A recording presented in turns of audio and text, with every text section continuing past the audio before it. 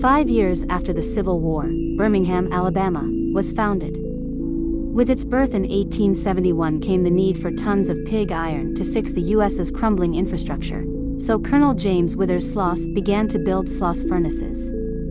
A year later, the company opened its doors to hundreds of employees, according to its official website.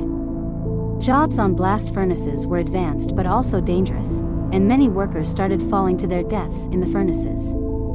By the early 1900s, conditions had worsened with a cruel foreman, James "Slag" Wormwood, who took dangerous risks to increase production, according to Reader's Digest. During his tenure at Sloss, nearly 50 employees died on site, and many others were involved in terrible accidents. Allegedly, his workers threw him into the furnace in retaliation in 1906. Today you can still walk the grounds of Sloss furnaces, if you dare. You may even hear Slag's voice yelling, "Get back to work," and witness other paranormal experiences.